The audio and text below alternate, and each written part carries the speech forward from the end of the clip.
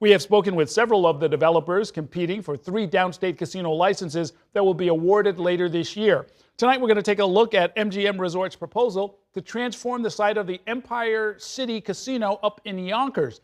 That includes a $2.3 billion investment toward building a larger casino, along with new restaurants, a theater, and a parking garage. Developers say the project is expected to create 2,000 permanent jobs. Joining me now to talk more about the proposal is Theros. He is the president of MGM Resorts Northeast Group. Welcome to the program. Good to see you. Thank you, Errol. Good to see you. I grew up not far from the Yonkers Raceway, and they've been doing racing there really since like the 1900s, right? 125 years, late 1800s, actually. Okay, yeah, well, there you go. So it's been a site for a long, long time.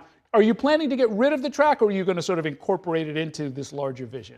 It'll be part of the whole casino complex, so it'll stay where it's at, and of course, it'll remain open.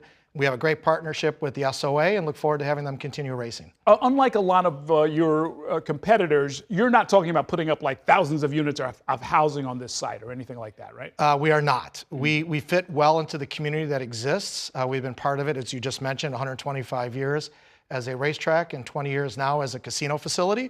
So we look forward to maintaining the right size within the neighborhood. Yeah, my dad was into mostly thoroughbreds, but we'd go out there once in a while and look at the trotters.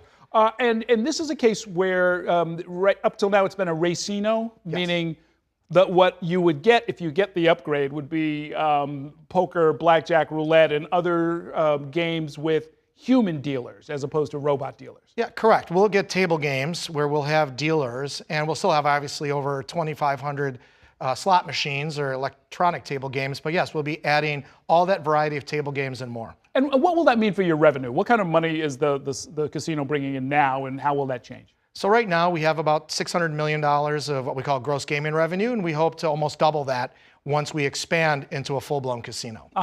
And so this is going to be an entertainment venue that's going to include, I looked at some of the entertainment that you have there now, and frankly, there's cover bands, there's like, it's not what I would expect to see, having been to your Las Vegas MGM resort, where there's like major talent. Sure. Is that going to change if you get this license? Absolutely. MGM is one of the largest providers of entertainment in the world.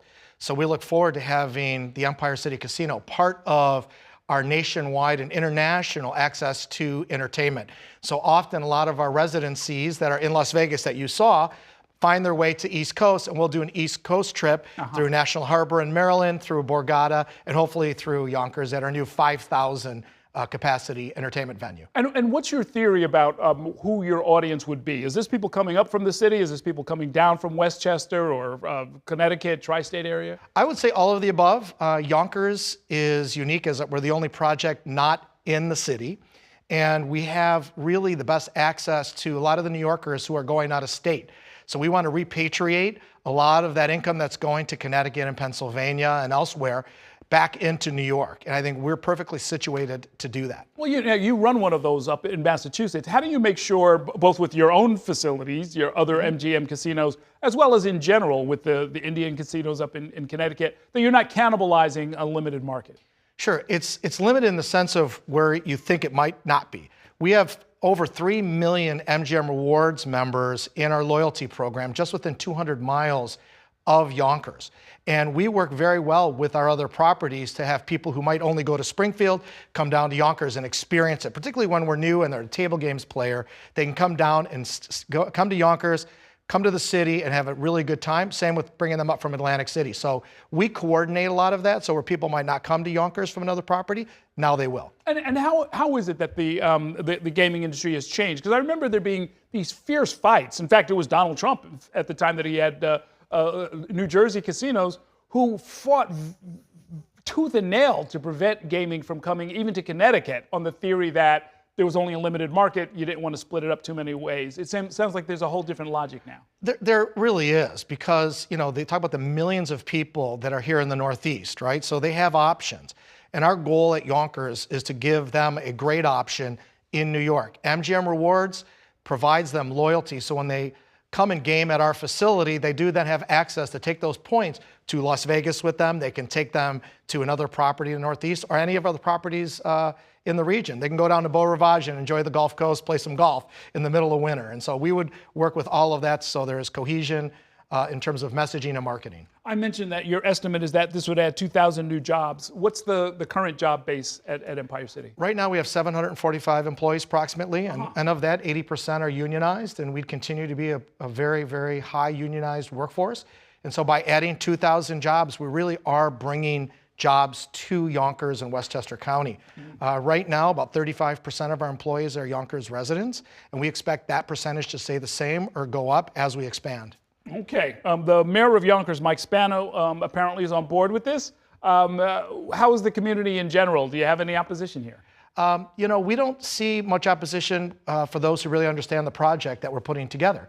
We are going to make a lot of improvements on the property itself. For instance, capturing up to 94% of the stormwater that lands on our property right now will be captured by underground basins. So that's one thing the residents were worried about.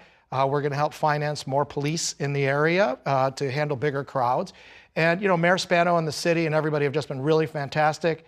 We've got all our zoning done, not only for this phase, but also for a phase 2 if we decide to go to a hotel later on. Something I've asked a number of the proposal developers, what do you do about so-called problem gamblers, people who are using way more of their money than they should in a compulsive way that ends up being really destructive to them and their families? Sure, great question. I mean, we're an entertainment company first. We want people to use what they consider their entertainment wallet. I'm going to go out on a Friday night, I'm going to go to a movie, I'm going to go to dinner. What am I going to spend my money on? That's where we come in, that's what we want to be. MGM is proud to be partnered with GameSense, which is an international responsible gaming platform that we have rolled out to every single property around the world that really helps and gets people to understand what is problem gaming. Additionally, we have trained 125 ambassadors already at Empire City who are GameSense ambassadors who are trained to help anybody on property who thinks they have a problem. And on top of that, all of our employees are trained to spot problem gamers.